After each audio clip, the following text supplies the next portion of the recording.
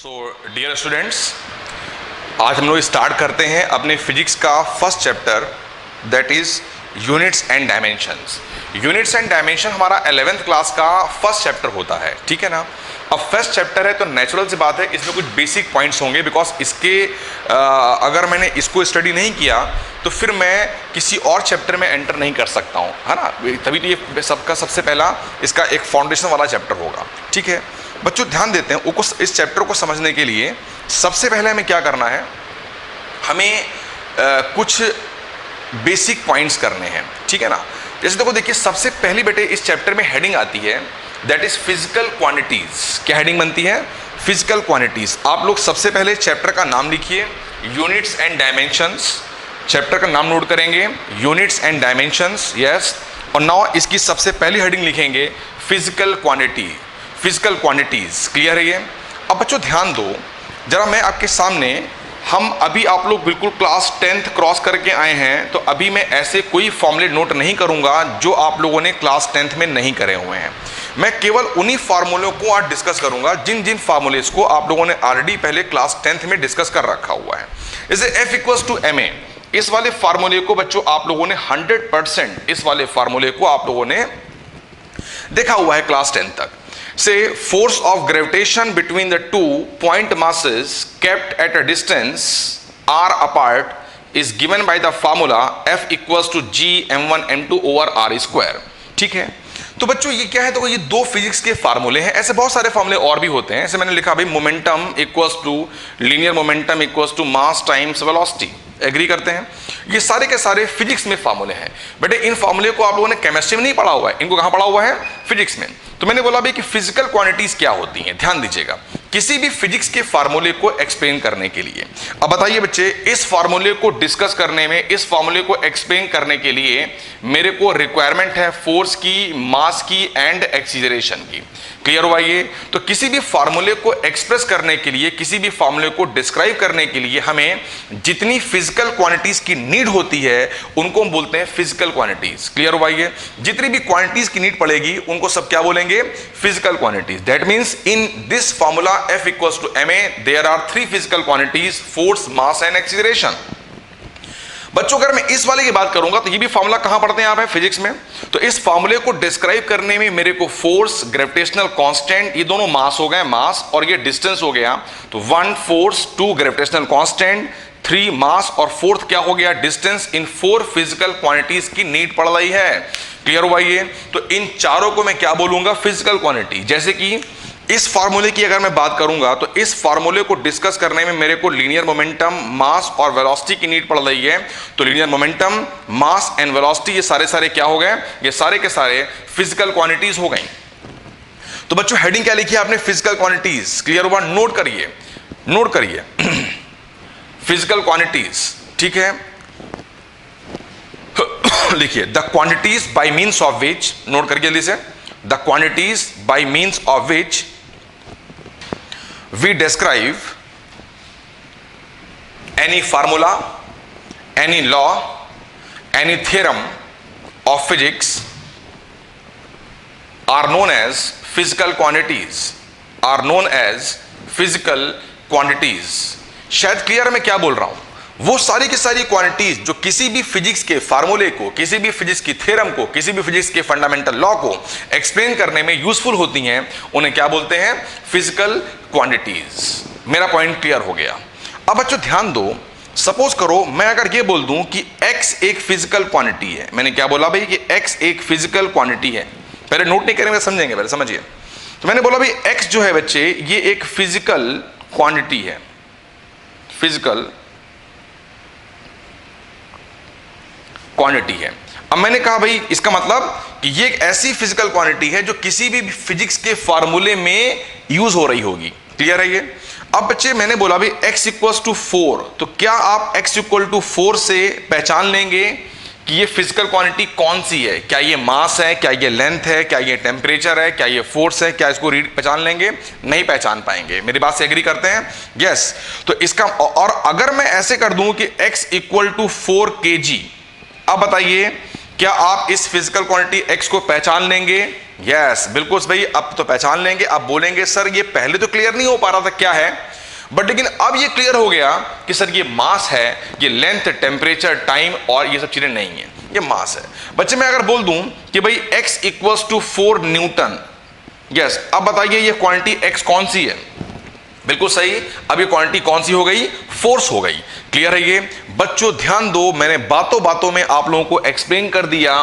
Chapter का नाम था यूनिट्स एंड डायमेंशंस। यूनिट का मीनिंग मैंने एक्सप्लेन कर दिया कि यूनिट का मतलब बेसिकली क्या होता है। यूनिट का मतलब क्या होता है समझे कि बाय इंपोजिंग यूनिट, किसी भी फिजिकल क्वांटिटी में अगर मैं यूनिट को इंपोज कर दूंगा, यस, तो उसके थ्रू हम फिजिकल क्वांटिटीज को पहचान लेंगे कि वो इनफाइनाइट सेवरल क्वांटिटी में से वो बेसिकली कौन सी है। नहीं क्लियर हुआ? भाई फिजिकल क्वांटिटी बेटे बहुत सारी बन जाएंगी। कैसे बन जाएंगी? फिजिक्स में फार्मूलेज बहुत सारे होंगे, तो हर एक फार्मूले को एक्सप्रेस करने के लिए हम लोगों को बहुत सारी क्वांटिटी की नीड पड़ेगी। तो अल्टीमेटली जैसे हम चैप्टर में एंटर करेंगे तो हमारे पास में आगे बढ़ते बढ़ते फिजिकल क्वांटिटी का नंबर बढ़ता चला जाएगा। तो फिजिकल क्वांटिटी को हम कैसे पहचानेंगे, उसके लिए क्या आया? यूनिट्स का आइडिया आ गया कि यूनिट को अगर इंपोज कर दोगे तो उससे मैं पहचान लूंगा यार कि यार ये टेम्परेचर है कि लेंथ है कि मास है कि प्रेशर है कि फोर्स है। एग्री करते हैं? तो आई थिंक मुझे लगता है यूनिट का काम तो का आपको मीनिंग क्लियर हो गया। एग्री करते हैं? तो अब बताइए, किसी भी अगर x एक आर्बिट्ररी फिजिकल क्वांटिटी है तो इसको एक्सप्रेस करने के लिए मेरे को दो चीजों की नीड पड़ेगी। कौन कौन सी पड़ेगी? पहला पड़ेगा n। n मतलब हो गया न्यूमेरिकल वैल्यू, क्या वो 4 है, क्या वो 4 है, कि वो 6 है, कि वो 8 है। और दूसरा सिस्टम ऑफ यूनिट u।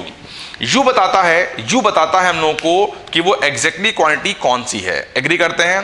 तो यस, जहां आपने लिखा फिजिकल क्वांटिटी, उसके बाद नेक्स्ट पैराग्राफ में आइए, लिखिए in order to express any physical quantity, in order to express any physical quantity, bracket में लिख सकते हैं say x। तो in order to express any physical quantity say x, two things should be mentioned, two things should be mentioned, दो चीजों को हमें mention करना चाहिए। Yes, number one, yes number one बेटे लिखिए, number one numerical value, numerical value, इसको हम लोग n लिखते हैं, n न्यूमेरिकल वैल्यू बताता है ये 4 है कि 7 है कि 9 है। और नंबर टू इंपॉर्टेंट वो क्या होता है बताइए? System of unit. क्लियर हुआ? सिस्ट न्यूमेरिकल वैल्यू, और दूसरा बेटे क्या होता है? System of unit, units. Clear हुआ? ये इसको हमने लिखा यू से। Yes, two things should be mention, number one numerical value, number two system of units. Clear हुआ ये? तो so a physical quantity x, note करिए, so physical quantity x can be written as x equals to n times u। So a physical quantity x can be written as x equals to n times u। Clear हुआ ये? ठीक है, जहां पर n क्या है? Numerical value, u क्या हो गया? System of units. यूनिट के थ्रू मैं पहचान लेता हूं कि एग्जैक्टली वो फिजिकल क्वांटिटी है कौन सी। ठीक है, अब बच्चों ये नोट कर लिया, जरा फिर से ध्यान दो। अब जैसे मैंने आपसे पूछा कि क्या टेम्परेचर किसी चीज पे डिपेंड करता है? क्या टेम्परेचर लेंथ पे डिपेंड करता है? क्या टेम्परेचर मास पे डिपेंड करता है? देखिए हम लोगों का मास तो अलग अलग है, लेकिन बॉडी का जो टेम्परेचर वो तो यूनिफॉर्म कॉमन ही रहता है। एग्री करते हैं? ठीक है, चाहे मैं एक छोटा सा मार्कर रख लूं, चाहे मैं बड़ा मार्कर रख लूं, क्लियर हुआ? टेम्परेचर जो इसका आएगा वो रूम के टेम्परेचर से मैच करेगा। तो टेम्परेचर एक ऐसी, और टेम्परेचर एक फिजिकल क्वांटिटी है, बिकॉज इसको पढ़ाया जाता है फिजिक्स में। तो टेम्परेचर एक ऐसी क्वांटिटी है जिसका किसी से कोई कनेक्शन नहीं है। हम बात करते हैं टाइम की, तो वो टाइम भी एक ऐसी फिजिकल क्वांटिटी है जिसका किसी भी दूसरी फिजिकल क्वांटिटी, लेंथ हो गया, टेम्परेचर हो गया, करंट हो गया, फोर्स हो गया, उससे कोई कनेक्शन नहीं है। बिकॉज हम इस, देखिए, चाहे मैं इस बोर्ड पे फोर्स ना लगाऊं, चाहे मैं फोर्स कम लगाऊं या ज्यादा लगाऊं, कुछ भी कर दूं मैं इसको, टाइम अपने अकॉर्डिंगली ही इंक्रीज करेगा। ऐसा नहीं है कि जब टाइम बढ़ेगा तो मेरे को फोर्स ज्यादा लगाना पड़ेगा, ऐसा नहीं कि टाइम जब बढ़ेगा मेरे को फोर्स कम करना पड़ेगा। तो टाइम अपने अकॉर्डिंग वेरी करता है, वो किसी पे डिपेंड नहीं करता है। बच्चों जरा ध्यान दीजिए, अगर मैं पूछूं आप लोगों से क्या मास किसी पे डिपेंडेंट है? नहीं, मास भी किसी पे डिपेंड नहीं है। टेम्परेचर अगर ज्यादा है, टेम्परेचर अगर कम है, तो हमारे मास में फर्क नहीं पड़ेगा। भाई हमारा जो मास आज है समर में, विंटर में, किसी भी सीजन में कॉमन चलेगा। क्लियर हुआ? अगर मतलब हम ना मास चेंज नहीं करेगा। इससे सपोज करिए ये वेट, ये मास 1 kg का मास है। अब चाहे समर हो चाहे विंटर हो यार, ये 1 kg ही रहेगा। क्लियर हुआ? तो मास टेम्परेचर पे डिपेंड नहीं कर रहा है, मास डिपेंड नहीं कर रहा है करंट पे। इसमें करंट भी पास कराइए तभी 1 kg का 1 kg रहेगा। क्लियर हुआ? ये एग्री करते हैं? टाइम पे भी टाइम प्रोग्रेस कर रहा है, टाइम ऑलवेज इंक्रीजेस, लेकिन मास जो है वो वैसे का वैसा है। क्लियर हुआ? तो बहुत, इसका मतलब क्या सीखा आपने कि भाई ये जो मैंने बोला टेम्परेचर, मास, लेंथ, टाइम, ये वो क्वांटिटीज हैं ये फिजिक्स में इन्वॉल्व तो हो रही हैं, लेकिन फिजिक्स में इन्वॉल्व होने के साथ साथ किसी पर डिपेंड नहीं कर रही हैं। बच्चों जरा मैं बात करता हूं डेंसिटी की, मैं बात करता हूं डेंसिटी की। देखिए डेंसिटी, मैंने बोला आपसे मैं वही वाले फॉर्मूले लिखूंगा जो आप लोग ऑलरेडी पहले से कर चुके हैं। बट डेंसिटी इक्वल्स टू होता है मास अपॉन वॉल्यूम। क्लियर हुआ? ये density equals to mass upon volume. Clear है ये? बच्चों देखो, देखिए डेंसिटी भी फिजिक्स में यूज हो रही है, बट लेकिन ये डिपेंड कर रही है किस पे कर रही है? मास पे एज वेल एज वॉल्यूम पे। या इसको और अच्छा बोलेंगे तो volume is also depends on length, because volume होता है length into breadth into height. Means क्या हो गया? Length into length into length. Clear हुआ? Because breadth and height kind of length. Clear है ये? तो अगर आप देखिए तो ये भी फिजिक्स में इन्वॉल्व हो रही है, लेकिन ये डिपेंडेंट क्वांटिटी है मास पे और लेंथ पे। जबकि मास और लेंथ इटसेल्फ कैसे हैं? अपने में फंडामेंटल है, अपने में स्टैंडर्ड है, किसी भी डिपेंड नहीं कर रहे हैं। तो बच्चों देखिए क्या सीखा कि फिजिकल क्वांटिटी को हम लोग 2 टाइप में डिवाइड कर सकते हैं। फिजिकल क्वांटिटी को हम लोग 2 टाइप में डिवाइड कर सकते हैं, fundamental quantities and derived quantities. Fundamental quantities इसको बोल देते हैं हम लोग हैं स्टैंडर्ड क्वांटिटीज। एग्री करते हैं? तो स्टैंडर्ड क्वांटिटीज नाम ही है, वो फंडामेंटल है, स्टैंडर्ड है, मतलब क्या हो गया? वो किसी पे डिपेंडेंट नहीं होंगे। वो सारी फिजिकल क्वांटिटीज जो किसी चीज पे डिपेंड नहीं करती हैं। क्लियर हुआ? ये उन्हें क्या बोलेंगे? फंडामेंटल। एग्जाम्पल दे सकते हैं, लेंथ हो गया, मास हो गया, टाइम हो गया, टेम्परेचर हो गया, ये सब फंडामेंटल हैं। एग्री करते हैं बच्चों? ड्राइव क्वांटिटीज क्या होंगी? वो सारी फिजिकल क्वांटिटीज। क्लियर हो गया? जो किसी और क्वांटिटी पे डिपेंड करेंगी उन्हें क्या बोल देंगे? Drive quantities. एग्री करते हैं? तो फिजिकल क्वांटिटी को बच्चे हम लोगों ने 2 तरह में डिवाइड करा, fundamental quantities and drive quantities. आप स्क्रीन को पॉज करके आप इस वाले चार्ट को बना सकते हैं कि फंडामेंटल क्वांटिटी और ड्राइव क्वांटिटी जो है ये फिजिकल क्वांटिटी की 2 टाइप्स हो गई। ठीक है बच्चों, आप लोगों ने ये कर लिया। नाउ इसके बाद बच्चों जरा ध्यान दीजिएगा, थोड़ा हम और आगे बढ़ेंगे। नाउ इसके बाद बच्चों ध्यान दीजिएगा, मैं अब आपके सामने लिखने वाला हूं सिस्टम ऑफ यूनिट्स। क्या लिखने वाला हूं? System of units. System of units. बच्चों आपको यूनिट का तो आइडिया आ गया कि यूनिट से हम उस फिजिकल क्वांटिटी को एग्जैक्टली आइडेंटिफाई कर लेते हैं कि वो फिजिकल क्वांटिटी है क्या। ठीक है ना? यूनिट। ठीक है, अब बच्चों यहां पर लिखा हुआ है, देखो भाई लिखा हुआ है सिस्टम ऑफ यूनिट्स। एग्री करते हैं? सिस्टम ऑफ यूनिट्स, बहुत सारे सिस्टम पढ़े आपने होंगे, जैसे कि MKS सिस्टम, दूसरा बेटे पढ़ा आपने होगा CGS सिस्टम, थर्ड किया हमने हुआ है FPS सिस्टम। ठीक है, ऐसे ही हमने करा हुआ है SI सिस्टम। तो सिस्टम ऑफ यूनिट्स बहुत सारे पढ़े आपने हुए हैं, होते बहुत सारे हैं, हमने कुछ लिख दिए जैसे MKS system, CGS system, FPS system, SI system. MKS, M metre के kilogram, S second, centimetre gram second, foot point second system. अब मैं इसके बाद में करूंगा। तो बेटे देखो, अगर आप देखें तो MKS सिस्टम में metre kilogram second length mass time, यहां पे देखो देखिए centimetre gram second length mass time, FPS foot point second length mass time की बात की गई है। एग्री करते हैं? लेकिन MKS सिस्टम में तो हम लोग मोमेंटम ही पढ़ते हैं, MKS सिस्टम में हम डेंसिटी भी पढ़ते हैं। तो ऐसा नहीं है कि MKS सिस्टम में केवल 3 ही केवल फिजिकल क्वांटिटीज होती हैं, ऐसा नहीं है। ऐसा नहीं है कि MKS सिस्टम में केवल लेंथ, मास और टाइम ही है, ऐसा नहीं है। ये MKS लिखा गया है, CGS लिखा गया है, FPS लिखा गया है, इसमें लेंथ, मास और टाइम, लेंथ, मास और क्या बोला गया? टाइम। क्लियर हुआ? इन्हीं को फोकस किया गया है। जिनको फोकस किया गया है उनको उस सिस्टम में बोलते हैं फंडामेंटल यूनिट्स। इसका मतलब ये हो गया कि in MKS system, in CGS system, in FS system number of units are infinite. बहुत सारी फिजिकल क्वांटिटीज हैं, बहुत सारी फिजिकल क्वांटिटीज होंगी, तो उन सबकी अपनी अपनी यूनिट्स भी आएंगी। लेकिन in MKS system, in CGS system, in FS system, clear हुआ, there are only 3 fundamental quantities. कौन कौन सी हैं? मीटर, मतलब बेसिकली लेंथ, मास और टाइम। तो लेंथ, मास और टाइम के अलावा, जैसे मान लीजिए फोर्स मैंने बोला मोमेंटम, मैंने बोला टेम्परेचर, मैंने बोला करंट, ये सब क्या है? ये सब इन तीनों सिस्टम में कैसी हैं? इन तीनों सिस्टम में ड्राइव क्वांटिटीज हैं, बिकॉज इन तीनों में केवल लेंथ, मास और टाइम को ही फंडामेंटल माना गया है। एग्री करते हैं? ठीक है। अभी मैं एसआई की बात बाद में करूंगा। इसका मतलब बताइए, एमकेएस सिस्टम में फोर्स कैसी क्वांटिटी है? Drive quantity. एमकेएस सिस्टम में लेंथ कैसी क्वांटिटी है? फंडामेंटल, बिकॉज ये देखो ये metre kilogram second kind of length आ रहा है। एमकेएस सिस्टम में प्रेशर कैसी क्वांटिटी? आप बोलेंगे ड्राइव क्वांटिटी है। एमकेएस सिस्टम में टाइम कैसी क्वांटिटी है? तो आप बोलेंगे फंडामेंटल है, बिकॉज टाइम को यहां पर फोकस किया गया है। तो ऐसा नहीं है कि इन सिस्टम में केवल 3 फिजिकल क्वांटिटीज होती हैं। फिजिकल क्वांटिटीज कितनी होती हैं? सेवरल, इनफाइनाइट होती हैं। इनमें से केवल जिनको मेंशन किया होता है वो फंडामेंटल क्वांटिटीज कहलाती हैं। ठीक है बच्चों, जरा ये बताओ कि हो सकता है कि एक बंदा ऐसा हो जिसको यह पता ना हो कि 1 foot equal to how much metre.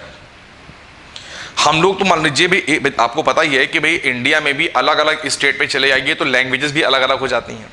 तो हो सकता है कि कहीं पर ऐसी लैंग्वेज बोली जा रही है जिसको मैं रिकॉग्नाइज ना कर पाऊं। एग्री करते हैं? ठीक है, तो फिर मैं उनके साथ में कम्युनिकेट नहीं कर सकता हूं। तो कम्युनिकेशन करने के लिए क्या हुआ, एक कॉमन प्लेटफॉर्म, एक कॉमन लैंग्वेज तैयार की गई, इंग्लिश। कि भाई इंग्लिश अगर ऐसी लैंग्वेज है कि अगर ये आपको आती है तो आप इंटरनेशनली कहीं पर चले जाइए, वो लैंग्वेज हर एक के लिए कंपलसरी है कि वो आपको आनी चाहिए, उसके थ्रू हम कम्युनिकेशन कर सकते हैं। वैसे देखो, देखिए सिस्टम यूनिट में अब हो सकता है कि किसी जगह पर सिस्टम ऑफ यूनिट में लेंथ को मेजर किया जा रहा हो फुट में, और मेरे को, हम लोग पढ़ते हो सेंटीमीटर में, और मेरे को नहीं आइडिया है कि भाई 1 foot equal to how much centimetre. तो हम इस बार अब हम वो उसको डिकोड ही नहीं कर पाएंगे कि यार ये लेंथ कितनी हमारे वाला है, जिस सिस्टम को हम जानते हैं उसमें कितनी है। एग्री करते हैं? तो और इसलिए एक ऐसा सिस्टम बनाना पड़ेगा हम लोगों को, एक ऐसी लैंग्वेज तैयार करनी पड़ेगी हमको, एक ऐसा सिस्टम बनाना पड़ेगा जो इंटरनेशनली, क्लियर होगा, पूरे इंटरनेशनल प्लेटफॉर्म पे कॉमन चले, एसआई सिस्टम। तो एसआई सिस्टम की नीड क्यों पड़ी, शायद क्लियर हो गया होगा कि एसआई सिस्टम की नीड हमें इसलिए पड़ी बिकॉज हम एसआई सिस्टम को इंटरनेशनल प्लेटफॉर्म पे लेके आएंगे। हम अपने कंट्री में, अपने रीजन में किसी भी तरह के सिस्टम ऑफ यूनिट को यूज कर सकते हैं, बट लेकिन साथ साथ हम लोगों को एसआई भी आनी चाहिए, बिकॉज जब कभी भी मैं इंटरनेशनली चीजों को कम्युनिकेट करूंगा तो मैं एसआई सिस्टम को ही यूज करूंगा। ठीक है, शायद मेरा पॉइंट क्लियर है। और अब जरा ये बताओ पहले कि अगर हम किसी भी सिस्टम को इंटरनेशनल प्लेटफॉर्म पे लेके आएंगे तो हम चाहेंगे कि सिस्टम द बेस्ट बन जाए, उसमें कोई भी इंपरफेक्शंस ना हो। मेरा पॉइंट क्लियर हुआ? ये कोई भी उसके अंदर इंपरफेक्शंस ना हो। ठीक है, जरा बताइए एमकेएस सिस्टम में कितने फंडामेंटल हैं? 3। कौन कौन से? लेंथ, मास और टाइम। बाकी सारी क्वांटिटी कैसी हो गई? ड्राइव क्वांटिटीज हो गई। सीजीएस सिस्टम में बताइए फंडामेंटल कितने हैं? बताइए सीजीएस सिस्टम में कितने फंडामेंटल हैं? 3 हैं, बिकॉज सेंटीमीटर, ग्राम, सेकंड, केवल लेंथ, मास और टाइम की बात की गई है। ऐसी एफपीएस सिस्टम में भी देखो, देखिए फंडामेंटल सिस्टम ऑफ यूनिट्स केवल 3 लिखी गई हैं। इसका मतलब इन तीनों में ये माना गया कि लेंथ, मास और टाइम ही फंडामेंटल हैं, बाकी सारी के सारी ड्राइव्ड हैं। यार कुछ गड़बड़ भी है। जैसे देखिए इसके अंदर डेंसिटी आएगी, ठीक है, डेंसिटी ड्राइव्ड है, ठीक बात है। इसके अंदर फोर्स भी आएगा, फोर्स ड्राइव्ड है, because force equal to M A, force को ड्राइव किया गया है मास से और एक्सीलरेशन से, और एक्सीलरेशन को भी ड्राइव किया गया है वेलोसिटी अपॉन टाइम, वेलोसिटी और टाइम से। टाइम इज फंडामेंटल, इसको ब्रेक नहीं कर सकते हैं, बट वेलोसिटी को हमने ड्राइव किया हुआ है। वेलोसिटी क्या होती है? Displacement upon time. तो वेलोसिटी को ड्राइव किया गया है लेंथ और टाइम से। यस, क्लियर है, ये तो सब ड्राइव्ड है ये। लेकिन बच्चे देखिए इन तीनों में से कहीं पर टेम्परेचर नहीं लिखा हुआ है, कहीं पर करंट लिखा नहीं हुआ है, जबकि करंट और टेम्परेचर भी आप नोटिस करिए, मैंने एक्सप्लेन किया था, किसी और पर डिपेंड नहीं करती हैं, किसी और पर डिपेंड नहीं करती हैं। इसका मतलब क्या हुआ? इसका मतलब ये हुआ कि टेम्परेचर हो गया, करंट हो गया, ये भी फंडामेंटल हैं। इसका मतलब इनमें परफेक्शन नहीं है, इन तीनों में या इन तीनों यूनिट्स में कुछ गड़बड़ भी है। तो जब हम इंटरनेशनल प्लेटफॉर्म पे पहुंचेंगे तो इंटरनेशनल प्लेटफॉर्म पे जब हम एसआई सिस्टम में, हाँ एसआई सिस्टम में, किसी भी सिस्टम में number of quantities, number of units जो इनफाइनाइट है, जिनको हम लिखते हैं वो होती है फंडामेंटल। तो हम फंडामेंटल में हमको रेक्टिफिकेशन करना पड़ेगा, हमको रेक्टिफाई करना पड़ेगा, बिकॉज इन तीन के साथ साथ कुछ क्वांटिटी ऐसी और भी मिलेंगी फिजिक्स में जो किसी और पे डिपेंड नहीं करती होंगी। एग्री करते हैं? तो बच्चों बताइए हमारे लिए सबसे इंपॉर्टेंट सिस्टम इनमें से कौन सा होगा? SI system. एग्री करते हैं? तो हमारा मेन फोकस होगा एसआई सिस्टम पे। यस बच्चों, एसआई सिस्टम की बात करते हैं, ठीक है। एसआई सिस्टम, बताइए यूनिट्स कितनी तरह की होती हैं? भाई देखिए, फिजिकल क्वांटिटीज अगर दो तरह की हैं, फंडामेंटल और ड्राइव्ड, तो यूनिट्स भी दो तरह की होंगी, fundamental units and derived units. Agree करते हैं? ठीक है। किसी भी सिस्टम में, किसी भी सिस्टम के अंदर जिन यूनिट्स को मेंशन किया जाता है वो होती हैं फंडामेंटल यूनिट्स। बाकी जो मेंशन नहीं है, मतलब वो सारी क्वांटिटीज उस सिस्टम में इन फंडामेंटल के थ्रू ड्राइव की जा सकती हैं। क्लियर हुआ ये?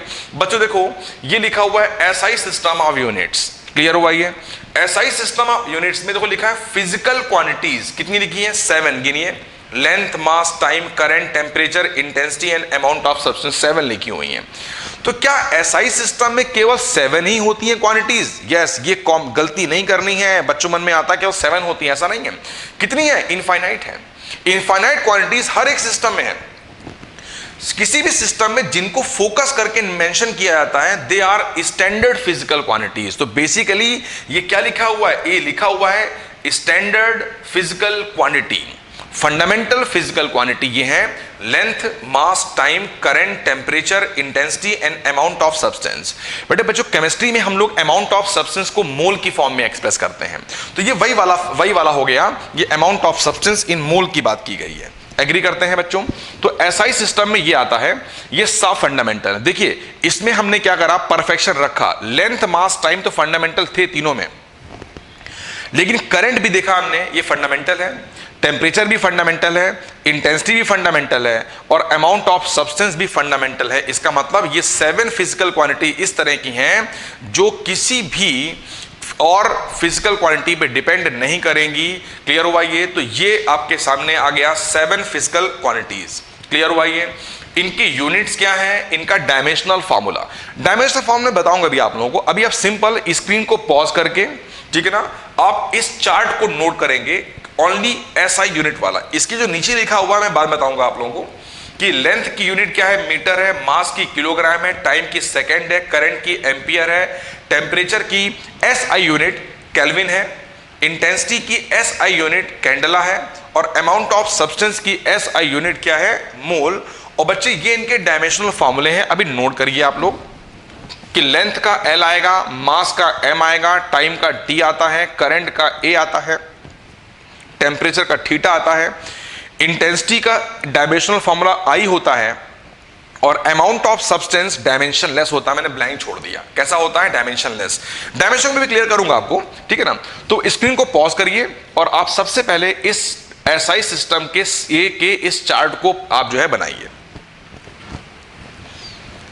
ठीक है। अब स्क्रीन को आप एसआई सिस्टम में टेम्परेचर की देखिए, ये तो फंडामेंटल क्वांटिटीज हैं। अब जरा मैं बात करता हूं टेम्परेचर की। देखिए टेम्परेचर एसआई सिस्टम में एक ऐसी फिजिकल क्वांटिटी है।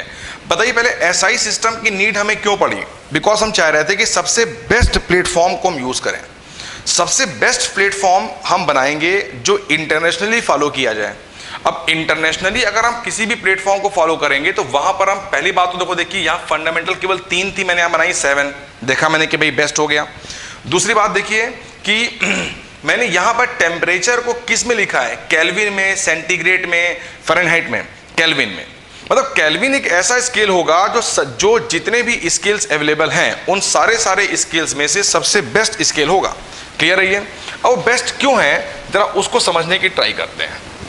मैंने कैसे कह दिया कि भाई ये जो केल्विन स्केल है ये सबसे बेस्ट स्केल है। एग्री करते हैं? उसको हमने कैसे कहा जरा समझेंगे, बात को ध्यान देंगे, ठीक है बच्चों। देखिए केल्विन स्केल को बेस्ट कहने के पीछे लॉजिक क्या है?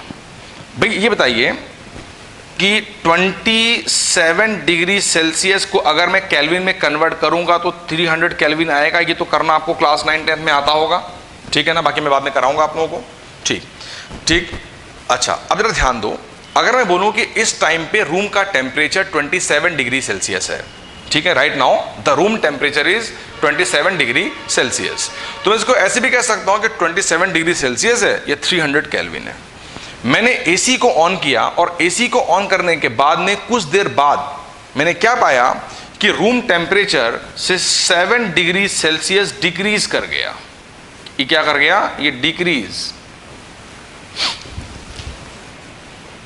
या चेंज कर गया, ठीक है। अब बच्चों, आप लोगों ने 9-10 में पढ़ा होगा कि जितना चेंज इन टेम्परेचर सेंटीग्रेड में आता है उतना ही चेंज इन टेम्परेचर केल्विन में भी आता है। तो अगर मैंने एसी को ऑन किया और मैं केल्विन स्केल में डील कर रहा था, तो मैं बोलूंगा कि कुछ देर बाद में रूम का टेम्परेचर 7 डिग्री केल्विन डिक्रीज कर गया। बच्चों ध्यान दो, ये देखो टेम्परेचर था और ये था चेंज इन टेम्परेचर, ये था टेम्परेचर, ये था चेंज इन टेम्परेचर, एग्री करते हैं। लेकिन देखिए दोनों में, इसमें इस स्केल में दोनों, चाहे वो टेम्परेचर हो चाहे वो चेंज इन टेम्परेचर हो, दोनों में डिग्री इंपोज की गई है। जबकि अगर मैं इस स्केल की बात करूं तो इसमें, यस, इसमें देखिए क्या हुआ कि अगर टेम्परेचर था तो डिग्री इंपोज नहीं की गई है, और अगर ये चेंज था तो डिग्री इंपोज की गई है। यस, इसका मतलब अगर हमें केवल ये लिखा मिल जाए कि ये 10 डिग्री केल्विन है तो मैं जान गया कि यार ये 10 डिग्री केल्विन चेंज है, डिक्रीज या इंक्रीज। मैंने कहा भाई 20 केल्विन, तो कंफर्म हो गया ये टेम्परेचर है, ये चेंज इन टेम्परेचर नहीं है। जबकि किसी और स्केल में चाहे वो टेम्परेचर हो और चाहे वो चेंज ऑफ टेम्परेचर हो, दोनों में डिग्री इंपोज की जाती है। तो उससे मैं पहचान नहीं पाता हूं कि एग्जैक्टली अगर मैंने लिख दिया कि 20 डिग्री सेंटीग्रेड, तो 20 डिग्री सेंटीग्रेड से मैं क्लियर नहीं कर पा रहा हूं कि ये एग्जैक्टली टेम्परेचर है या चेंज ऑफ टेम्परेचर है। बताओ बेस्ट स्केल कौन सा हो गया, बताइए। यस, बेस्ट स्केल कौन सा हो गया? केल्विन। और मुझे पता है मैं बेस्ट प्लेटफॉर्म की बात कर रहा हूं, तो वहां पर मैं टेम्परेचर को ऐसा यूनिट में केल्विन लिखूंगा।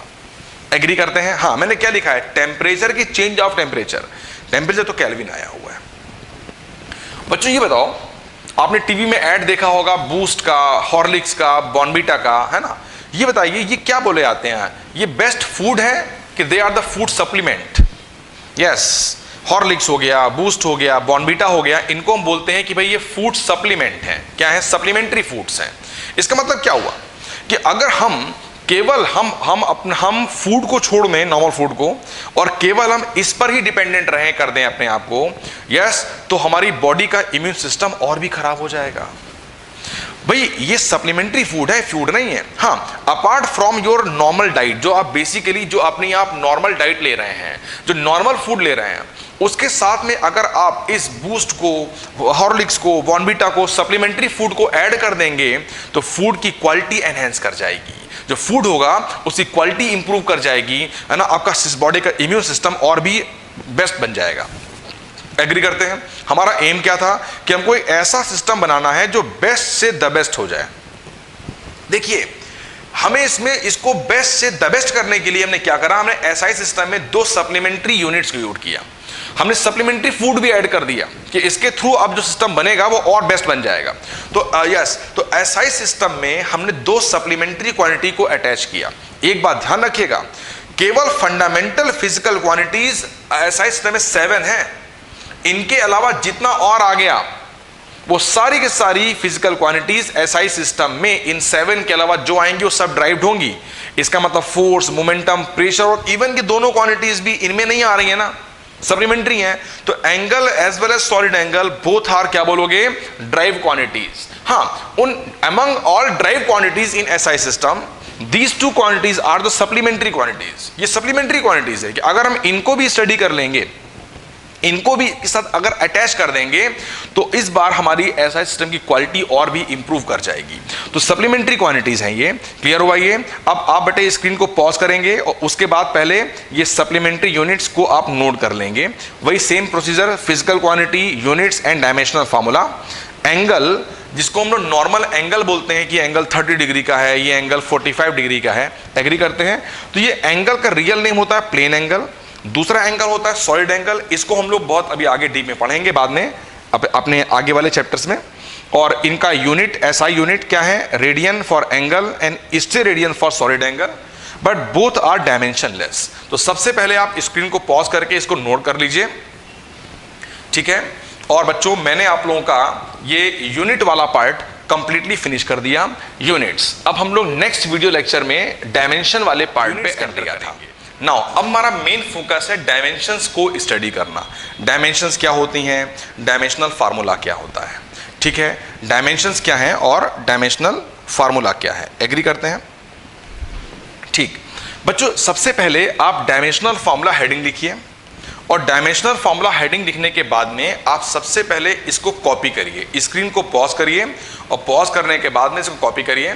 क्या है कि डायमेंशनल फार्मूला क्या है, it is an expression which shows, जो ये बताता है हाउ, कैसे, and which of the fundamental quantities, और किन किन फंडामेंटल क्वांटिटीज पे, क्लियर हुआ, represents the dimensions of a physical quantity, एक फिजिकल क्वांटिटी कैसे डिपेंड करती है, is called the dimensional formula of that physical quantity, ठीक है। अब इसका मीनिंग क्या हुआ, इसको समझाने के लिए मैं आपको थोड़ा सा कुछ एग्जांपल्स दूंगा, प्रैक्टिकल एग्जांपल्स दूंगा। बच्चों देखिए बेस्ट सिस्टम एसआई सिस्टम है, तो नेचुरली ये प्री एज्यूम्ड है कि हम जो भी डिस्कस कर रहे हैं वो एवरीथिंग हम ना एमकेएस में कर रहे हैं, ना सीजीएस में, ना एफपीएस में, वो हर चीज डील कर रहे हैं किसमें, एसआई सिस्टम में ही कर रहे हैं।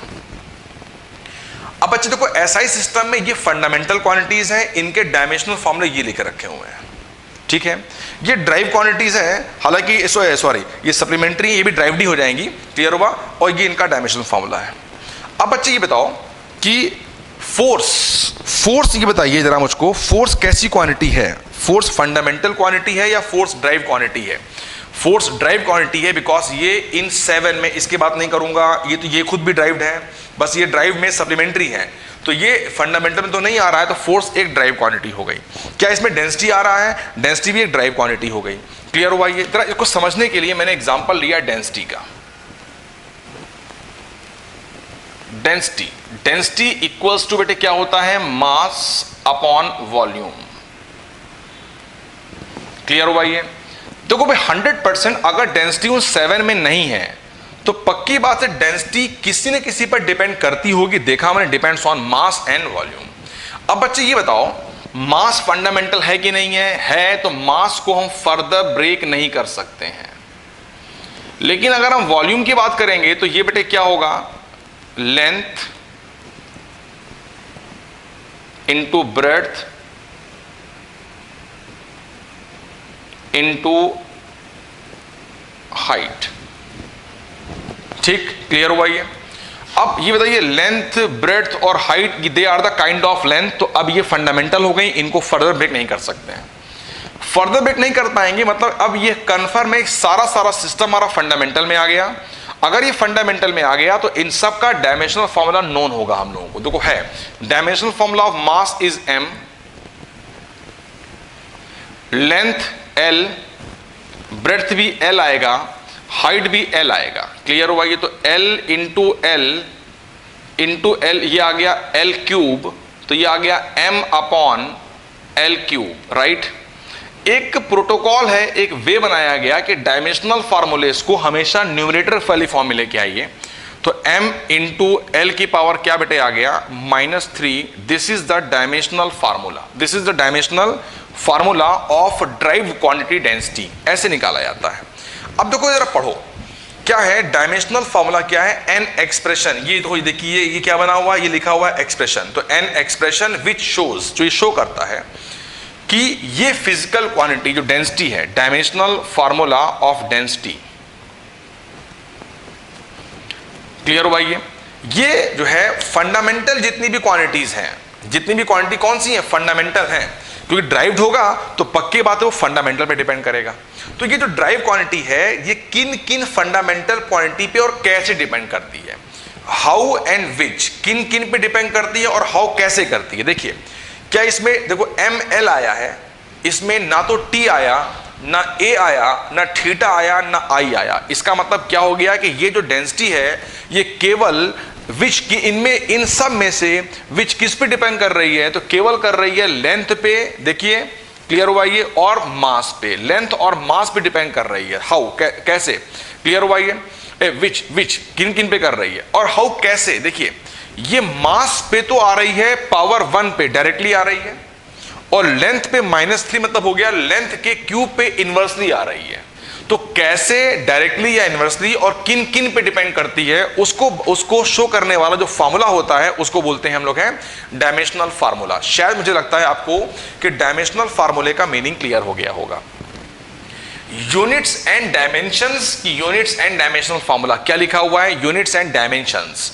डायमेंशंस का मतलब क्या होता है, देखिए किसी भी फिजिकल क्वांटिटी, किसी भी ड्राइव फिजिकल क्वांटिटी की बात करें तो उसके डायमेंशनल फार्मूले में जो फंडामेंटल क्वांटिटीज आ रही हैं, जो फंडामेंटल क्वांटिटीज आ रही हैं, उन फंडामेंटल जो क्वांटिटीज की जो पावर्स होती हैं, उन फंडामेंटल क्वांटिटीज की जो पावर्स, जैसे मास की पावर 1 लिखी यहां पर हुई है, लेंथ की पावर -3 लिखी हुई है, तो उन फंडामेंटल क्वांटिटीज की जो पावर्स आती हैं दे आर द डायमेंशंस। उन्हें क्या बोलते हैं, डायमेंशंस। मींस ध्यान दीजिएगा, in the dimensional formula of density, density के डायमेंशनल फार्मूला में dimension of mass is 1, dimension of length is -3। तो डायमेंशन क्या होती हैं, उस डायमेंशनल फार्मूले में जो फंडामेंटल क्वांटिटीज की जो पावर्स आती हैं उनको बोलते हैं डायमेंशंस। एग्री करते हैं। तो बच्चों अगर मैं कह सकता हूं कि से फॉर एग्जांपल अगर x एक आर्बिट्ररी फिजिकल क्वांटिटी है, क्लियर हुआ ये, तो उसके डायमेंशनल फार्मूले को मैं ऐसे लिख सकता हूं m की पावर a, l की पावर b, t की पावर c, a की पावर d, थीटा की पावर e एंड i की पावर f। किसी भी ड्राइव क्वांटिटी का डायमेंशनल फार्मूला केवल फंडामेंटल पे डिपेंड करेगा, and a b c d e f ये क्या हो गया, ये डायमेंशंस हो गई। इसमें पूछूं आपसे कि बताइए इस डेंसिटी की डायमेंशनल फार्मूला में टेम्परेचर की कितनी डायमेंशंस हैं, टाइम की कितनी डायमेंशंस हैं। तो यहां पर देखिए क्या टेम्परेचर आ रहा है, नहीं, मतलब थीटा की पावर क्या लिखा होगा, 0, तो 0 डायमेंशन हो गई। एग्री करते हैं। क्या यहां पर देखिए टाइम आ रहा है, मतलब क्या लिखा है m1l-3 t की पावर 0, तो टाइम की डायमेंशन कितनी हो गई, 0 हो गई। मुझे लगता है आपको डायमेंशंस और डायमेंशनल फार्मूले में डिफरेंस क्लियर हो गया होगा। और बच्चों बातों बातों में ये भी क्लियर कर लिया आपने कि how to find the dimensional formula of derived quantities. जैसे देखो ना भाई, डेंसिटी ड्राइव है कि नहीं है, तो डेंसिटी का डायमेंशनल फार्मूला कैसे फाइंड किया मैंने, मैं डेंसिटी को तब तक फार्मूले वाइज ब्रेक करता चला गया जब तक कि सारी क्वांटिटीज फंडामेंटल में कन्वर्ट नहीं हो गई।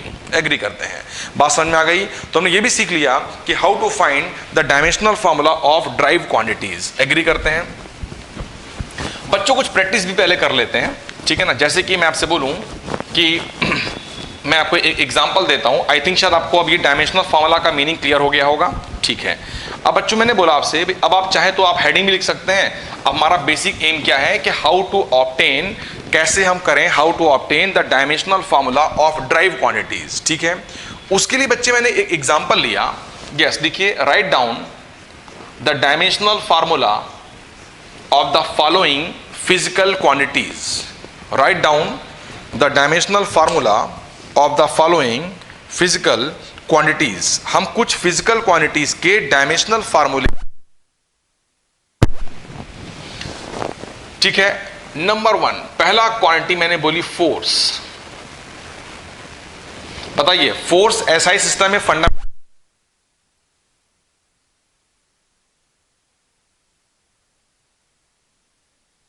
ड्राइव क्वांटिटी हो गया।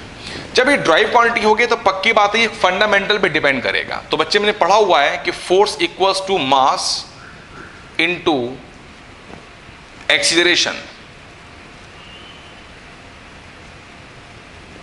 मास इनटू एक्सीलरेशन, ठीक है ना, क्लियर है। अब बताइए इनमें से मास हमको पता है कि हम तब तक ब्रेक करते चले जाएंगे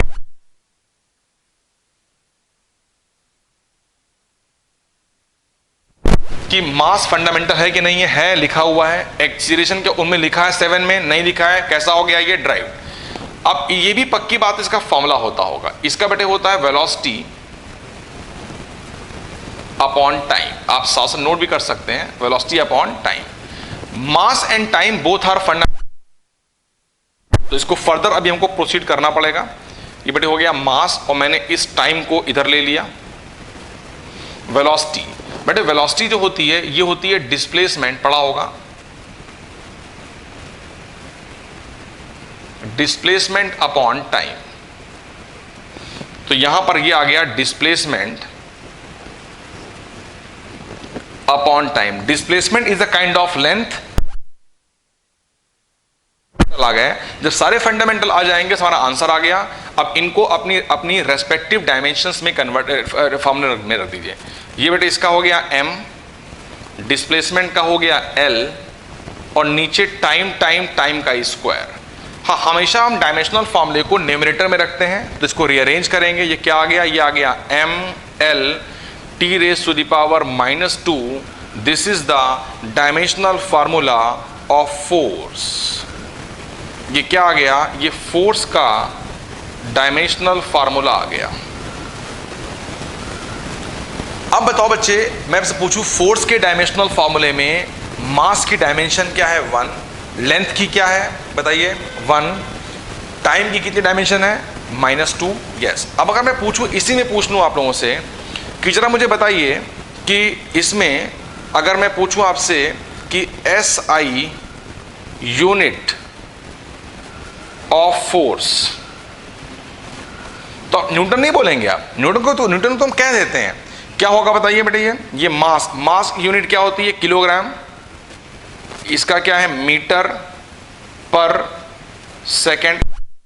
मैं अगर आपसे बोलूं कि CGS यूनिट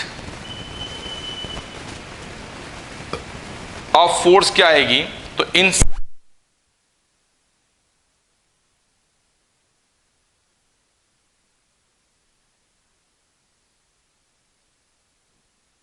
अगर मैं पूछता हूं आप लोगों से FPS यूनिट क्या आएगी, तो आप बोलेंगे भाई मास क्या होगी पॉन्ड, ये फुट पर सेकेंड स्क्वायर। तो न्यूटन बेटे ऐसा यूनिट नहीं होती है, ऐसा को न्यूटन कह दिया जाता है। एग्री। अब वैसे मैंने आपको दूसरा एग्जांपल देता हूं, दूसरा एग्जांपल। ठीक, सेकेंड एग्जांपल की बात करें तो ये मैं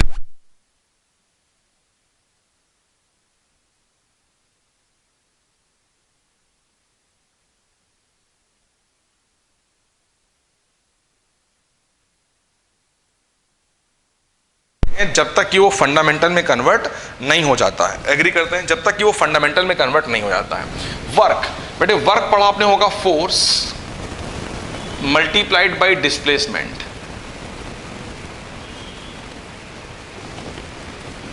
ठीक है, अब बच्चों मैं टाइम सेव करूंगा। हम ऑलरेडी पहले से ही देखिए जो फोर्स है, फोर्स इसकी डायमेंशनल फॉर्मूले को पहले फाइंड कर चुके हैं।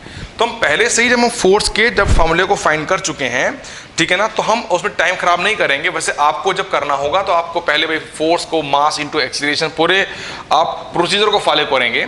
तो मैं फोर्स निकाल चुका था, तो फोर्स हो जाएगा mLT-2 पहले कर चुका था, into displacement kind of length. Yes, तो हमारे पास में डायरेक्टली आंसर आ गया mL² T⁻⁻²। This is the dimensional formula of work. Clear है ये? मैंने थर्ड फिजिकल क्वांटिटी आपके सामने ले ली, ठीक है ना, से पावर, मैंने लिया पावर। ठीक, अब बच्चे ये बताइए मुझको पावर, बेटे बताइए पावर क्या होगा, पावर क्या होता है, पढ़ा हुआ है। पावर इज बेसिकली वर्क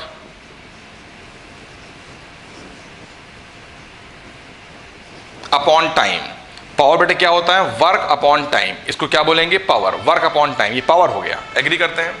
तो अब वर्क का डायमेंशनल फॉर्मूला आपको निकालना है, मैं पहले निकाल चुका था, या पूरा करेंगे प्रॉपरली। तो ये आ गया mL² T⁻⁻² and divided by time, time is t, तो your final answer is mL² T⁻⁻3। This is the dimensional formula of power. मैंने इसी में फोर्थ पार्ट ले लिया, सरफेस टेंशन।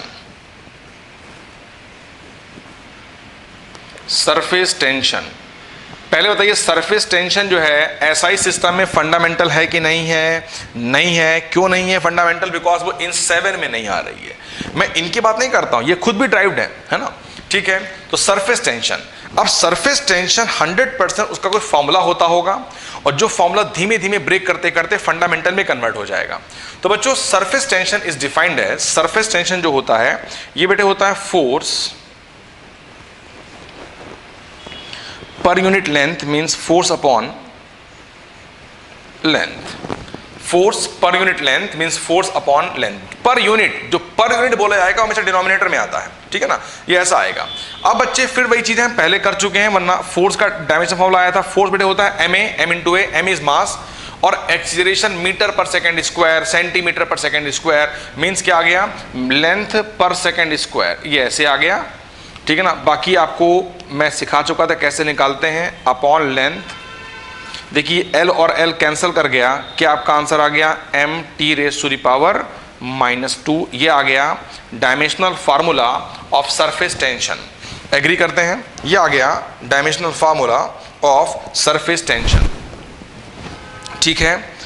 अब मुझे लगता है आप बहुत easily dimensional formula of derived quantities find कर सकते हैं, ठीक है। बच्चों जरा ये बताओ, अगर मैं पूछूं कि सरफेस टेंशन के डायमेंशनल फार्मूले में मास की डायमेंशन क्या है, तो आप बोलेंगे 1। टाइम की डायमेंशन कितनी है? -2।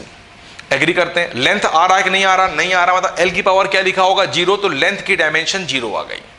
मैं पूछूं आपसे कि सरफेस टेंशन की CGS यूनिट क्या है, तो आप बोलेंगे ग्राम पर सेकेंड स्क्वायर। मैं पूछूं सरफेस टेंशन की FPS यूनिट क्या है, तो क्या बोलेंगे? पॉन्ड पर सेकेंड स्क्वायर। मैंने कहा भाई SI यूनिट क्या है, तो आप बोलेंगे किलोग्राम पर सेकेंड स्क्वायर। एग्री करते हैं? ठीक है। नाउ इसके बाद बच्चे हम एग्जाम्पल नंबर 2 पर आएंगे। ये हमारा पहला एग्जाम्पल हो गया। नाउ इसके बाद आप एग्जाम्पल नंबर 2 पर आइए। एग्जाम्पल नंबर 2 लिखिए, द फोर्स ब्रैकेट में F लिखिए, the force F between the 2 point masses, between the 2 point masses m1 and m2, the force F between 2 point masses m1 and m2 is given by the formula, the force F between 2 point masses m1 and m2 is given by the formula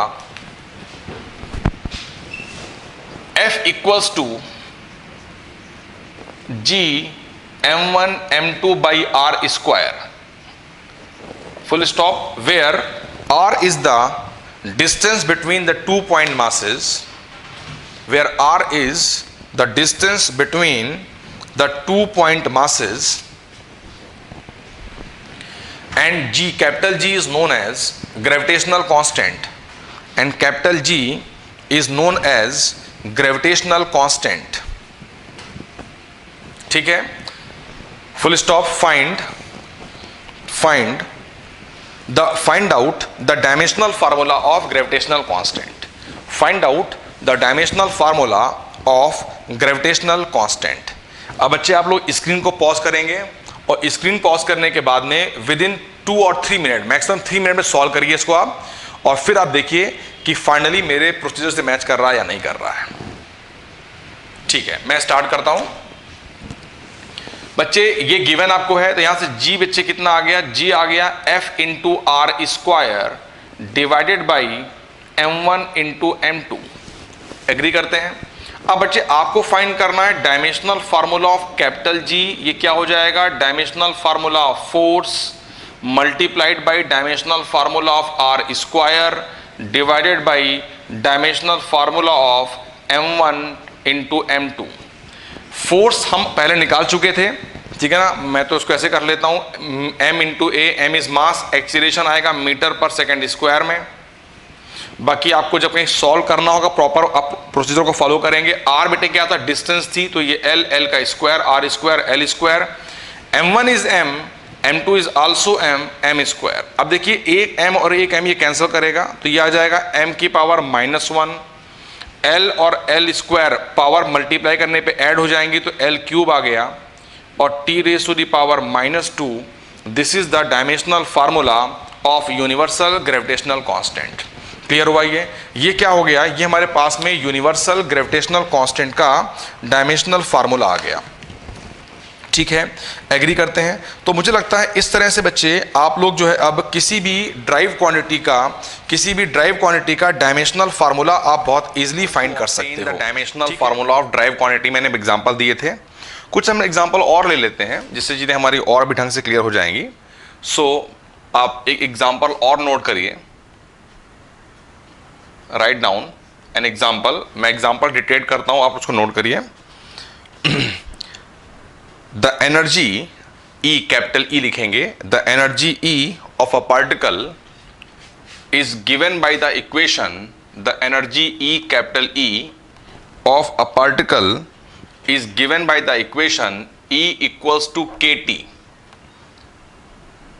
E equals to kT, full stop, where T is temperature, where T is the temperature and K, small k, and K is the Boltzmann constant.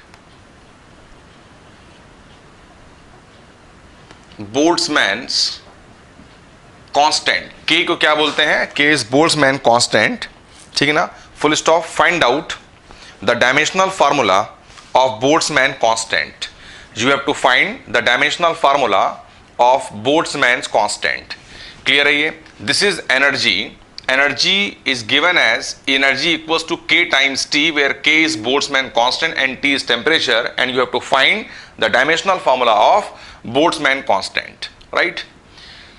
ठीक है, तो यहां से मैं क्या करूंगा, मैं k निकालूंगा, k इक्वल्स टू बेटे क्या हो जाएगा, E over T। So dimensional formula of Boltzmann constant k equals to the dimensional formula of E divided by the dimensional formula of T। Now E, where E stands for energy, तो energy of any kind, चाहे आप इसको kinetic energy ले लीजिए, चाहे इसको potential energy ले लीजिए, है ना, एनर्जी ऑफ एनी काइंड से मैंने ले लिया इसको हाफ mv²। आप इसको mgh से भी कर सकते हैं, जैसा आपको बेटर लगे, ठीक। तो E, अब बेटे हाफ तो हो गया नंबर कैसा होता है, डायमेंशनलेस, नंबर इज डायमेंशनलेस, तो ये तो बेकार हो गया। Now m is the mass, yes, this is velocity बेटे होती है डिस्प्लेसमेंट अपॉन टाइम, टाइम हमेशा हम चीजों को न्यूमरेटर में लेके आते हैं, तो displacement is L upon time नीचे आएगा, ये ऊपर आ गया, -1 का whole square. So energy will be equals to mL² T raise to the power -2। This is the dimensional formula of energy, ठीक है, this is the dimensional formula of E। Now बस क्या करना है, यहां पर E का डायमेंशन लिखिए m into L² T raise to the power -2 upon dimensional formula of T। T stands for temperature, so it is theta. हम dimensional फार्मूले को हमेशा न्यूमरेटर में लेके आएंगे, so mL² T -2 theta raise to the power -1, this is the dimensional formula of Boltzmann constant K। ये हमारे पास में बोल्ट्जमैन कांस्टेंट K का डायमेंशनल फार्मूला आ गया, ठीक है। आप स्क्रीन को पॉज करेंगे और स्क्रीन को पॉज करने के बाद में आप इसका जो एग्जैक्ट सोल्यूशन है वो कॉपी कर लीजिए, यस। नाउ इसके बाद नेक्स्ट एग्जांपल पर आइए। नेक्स्ट एग्जांपल लिखिए, the energy E, capital E, the energy E, capital E radiated by a body, या energy E radiated by a black body, देखिए by a black body per unit area per second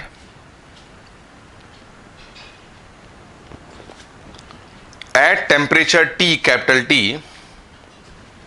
at temperature T, capital T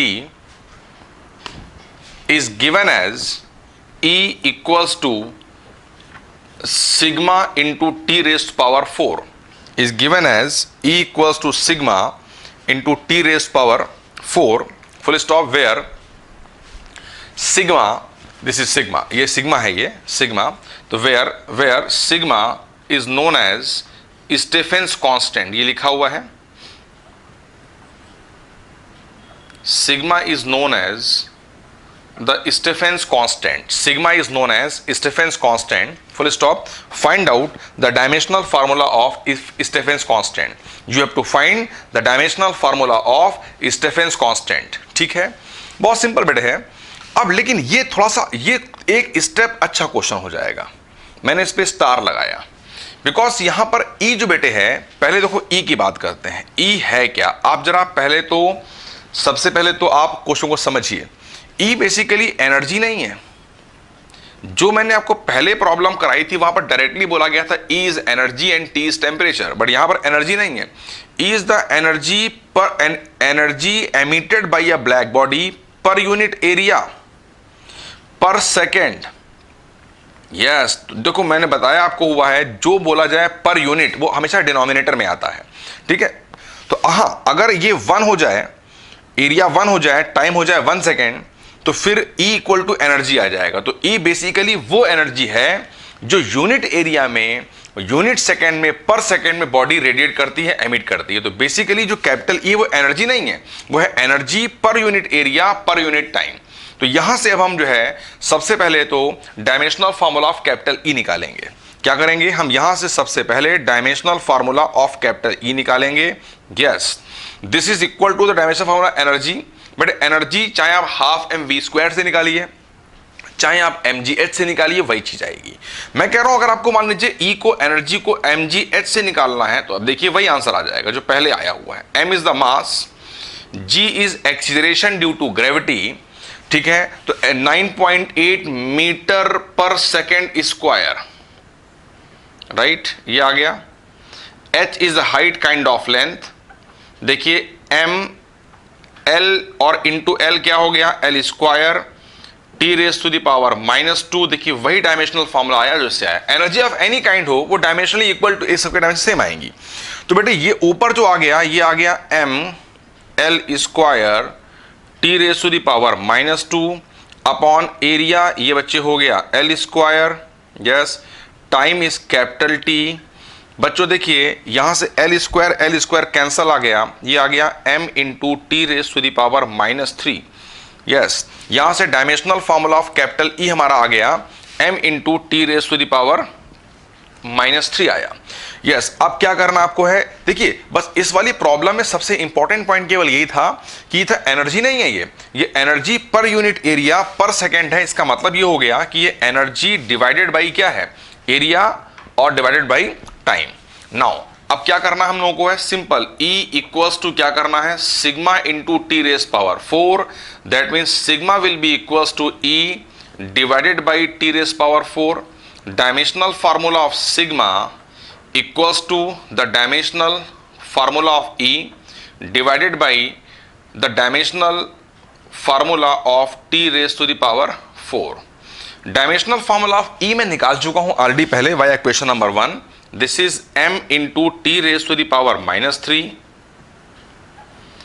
divided by T. ये T बड़े time नहीं है, ये T क्या है, temperature है. तो it is dimensionally equal to theta raise power 4. Yes, तो your final answer is m into t raised to the power -3 theta raised to the power -4. This is your final answer.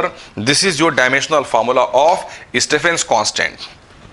This is your the dimensional formula of Stephen's constant.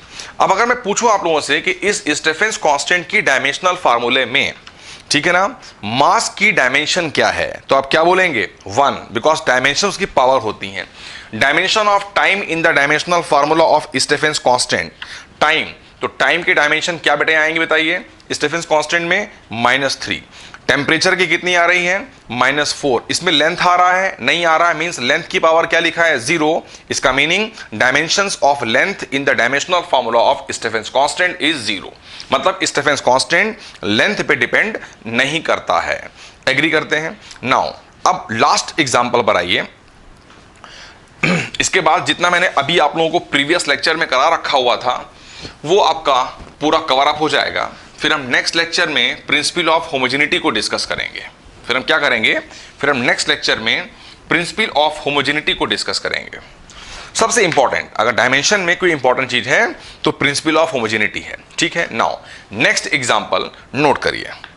The number of particles, next example, last example है ये. ये भी एक important example है, ये इस पर भी स्टार मार्क करेंगे। The number of particles crossing unit area, फिर देखिए यूनिट एरिया, समझ में आ रहा है क्या बोल रहा हूं? तो यूनिट मींस वो, हाँ ध्यान रखेंगे, खुद करिए पहले। Number of particles crossing unit area perpendicular to X axis in unit time is given as n equals to minus d times n2 minus n1 divided by x2 minus x1.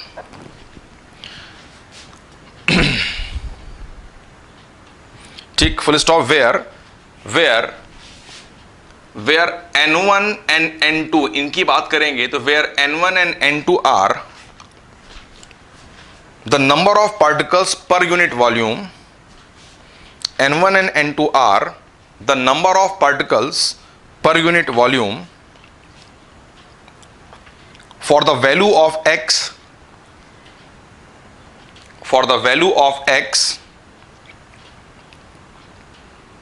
mean to two distances, mean MEANT, mean average, mean to distances x1 and x2, mean to distances x1 and x2, ठीक है, full stop. What is the dimensional formula of diffusion constant, what is the dimensional formula of diffusion constant capital D, what is the dimensional formula of diffusion constant capital D. आपको ये जो capital D है इसको हम क्या बोलते हैं? Diffusion constant. आपको इसका डायमेंशनल फार्मूला फाइंड करना है, ठीक है बच्चों? यस। अब बच्चे देखो, इस प्रॉब्लम को आप पहले तो स्क्रीन को पॉज करके इस प्रॉब्लम को जो नोट किया आपने हुआ है पहले सेल्फ ट्राई करना चाहिए, और सेल्फ ट्राई करने के बाद में आप हमारे सोल्यूशन को देखिए, ठीक है? चलिए स्टार्ट करते हैं सोल्यूशन इसका। सबसे पहले बेटे बात करते हैं एन। देखो क्वेश्चन पढ़िए तो एन क्या है? एन है number of particles per unit. देखिए पर यूनिट अपॉन, जो पर यूनिट बोला जाएगा वो डिनोमिनेटर में आएगा। पर यूनिट एरिया लिखा हुआ है, पर यूनिट एरिया। आप पहले क्वेश्चन को रीड कर लीजिए कि नंबर क्या है? N the number of particle crossing unit area perpendicular to X axis in unit time, in unit time. तो वो भी पर यूनिट टाइम है, तो जो भी पर यूनिट बोला जाएगा वो डिनोमिनेटर में आएगा। हाँ, क्योंकि अगर ये 1 और 1 हो जाएंगे तब ये n in number of particles के बराबर आएगा। But number of particles, number any type of real number is always dimensionless. मैंने बोला भाई पाई, तो पाई की वैल्यू कितनी आएगी? 22/7। ये नहीं आएगी कि pi is 22/7 kilogram, pi is 22/7 Newton ना, पाई इज ओनली 22/7 या 3.14। मींस इसके पास यूनिट्स नहीं है, यूनिट्स नहीं तो डायमेंशनल फार्मूला नहीं आएगा। तो नंबर ऑफ पार्टिकल्स तो डायमेंशनलेस हो गए। तो अगर मैं यहां से डायमेंशनल फार्मूला ऑफ पहले सेपरेटली n निकाल लूं तो ये बेटे हो गया नंबर ऑफ पार्टिकल्स। ये कैसा हो गया? ये हो गया डायमेंशनलेस। डायमेंशनलेस, डायमेंशनलेस का मतलब हुआ कि इसको मैं लिखूंगा m0 l0, मतलब सबकी पावर 0 आ जाएगा, और किसी की पावर 0 बेटे हो जाएगा 1। तो समथिंग रेज पावर 0 1, तो 1 इंटू 1 इंटू 1, तो बेसिकली इसको मैं 1 भी लिख सकता हूं। तो डायमेंशनलेस चीज को हम 1 लिख सकते हैं। अपॉन एरिया का बेटे डायमेंशनल फॉर्मूला l² आ जाएगा, और टाइम का कैपिटल T है। तो यहां से अगर आप देखें तो यहां से हमारे पास में डायमेंशनल फॉर्मूला ऑफ n कितना आ गया? l⁻⁻² times t⁻⁻1। नाउ अब मुझे अगर कैपिटल D का डायमेंशनल फॉर्मूला निकालना है तो मेरे को n1 और n2 का भी डायमेंशनल फॉर्मूला पता होना चाहिए। एग्री करते हैं? यस। ये बताओ बच्चे, अगर मैं बोलूं 4 kg माइनस से 3 kg, तो बताइए आपका आंसर क्या आएगा? 1 आएगा कि 1 kg आएगा? यस, 1 kg आएगा ना।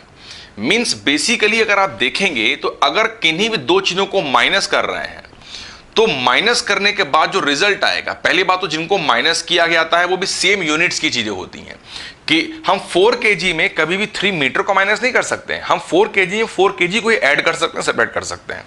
तो क्या देखा? ऐड और सब्ट्रैक्ट केवल सेम यूनिट्स की चीजों को किया जा सकता है, और रिजल्ट भी जो आता है उसमें जो अर्थमेटिक होती है, एडिशन जो है, सब्ट्रैक्शन है, वो केवल 4 और 3 में होगा, यूनिट में कोई चेंज नहीं आता है। इसका मतलब ये हुआ कि हम ये कह सकते हैं कि N1 और N2 की बात करें तो N1 as well as N2 ये क्या है, अगर आप क्वेश्चन को पढ़ेंगे तो they are the number of particles, ये भी नंबर ऑफ पार्टिकल्स ही हैं, बट पर यूनिट क्या है, ये पर यूनिट वॉल्यूम है। आप पहले पढ़ के देखिए, और जो पर यूनिट बोला जाएगा हमेशा डिनोमिनेटर में आएगा। और देखा कि जो डायमेंशनल जिनके बीच में साइन प्लस या माइनस का होता है तो दोनों की यूनिट सेम होती हैं, मतलब दोनों के डायमेंशनल फॉर्मूले भी सेम होते हैं और रिजल्ट भी उसी डायमेंशन का आता है जिस डायमेंशन के ये थे। इसका मीनिंग ये हो गया कि डायमेंशनल फार्मूला ऑफ जो N1 आएगा वही डायमेंशनल फार्मूला ऑफ N2 आएगा। ये हम आगे जाके देखेंगे, इसी को बोलते हैं हम लोग प्रिंसिपल ऑफ होमोजेनिटी बोलते हैं, वो भी मैंने आपको इनडायरेक्टली एक्सप्लेन कर ही दिया। और this is same as the dimensional formula of N1 minus N2, because जो N1 का होगा वही N2 का होगा और वही इनके प्लस या माइनस करने वाले रिजल्ट के बाद होगा। मेक श्योर मैंने क्या बोला हुआ है, प्लस और माइनस केवल। किन्हीं को प्लस करना है, किन्हीं को ऐड करना है, सब्ट्रैक्ट करना है, तो हमेशा सेम यूनिट्स की चीजों को ऐड या सब्ट्रैक्ट किया जा सकता है। और बेटे इसका डायमेंशनल फार्मूला क्या, नंबर ऑफ पार्टिकल्स कैसे हो गई, ये तो हो गया डायमेंशनलेस। और मैंने अभी बताया था कि डायमेंशनलेस को हम लोग 1 लिख सकते हैं, यस, अपॉन क्या आ गया, L क्यूब। तो यहां से हमारे पास में dimensional formula of N1 minus N2 आ गया, L raise to the power -3। Yes, जरा बच्चों मुझे ये बताओ, क्या मैं ये कह सकता हूं कि डायमेंशनल फार्मूला जो X1 का आएगा वही डायमेंशनल फार्मूला X2 का आएगा और वही dimensional formula X2 minus X1 का आएगा, जैसा मैंने अभी एक्सप्लेन किया। कहीं पर भी किन्हीं भी दो क्वांटिटीज के बीच में अगर प्लस या माइनस का साइन आ रहा है तो वो 100% डायमेंशनली सेम होंगे और रिजल्ट भी उसी डायमेंशन का आएगा जिस डायमेंशन के ये थे। मींस जो डायमेंशनल फार्मूला X1 का होगा वही X2 का होगा और वही इनके रिजल्ट का भी होगा। And X1 and X2 are the mean means average. देखो देखिए ध्यान दीजिए, लिखा हुआ साफ साफ कि for the value of x mean to distances x1 and x2। Means x1 और x2 जो बेटे हो गया दे आर डिस्टेंसेज, और डिस्टेंसेज अगर हैं तो इनका डायमेंशनल फार्मूला क्या आएगा, L आएगा। अब मुझे लगता है कि मुझे कुछ नहीं करना है, मुझे केवल इस रिलेशन को यूज करना है। देखो भाई बच्चे, n इक्वल्स टू बेटे क्या था, -d times N2 minus N1 divided by x2 minus x1।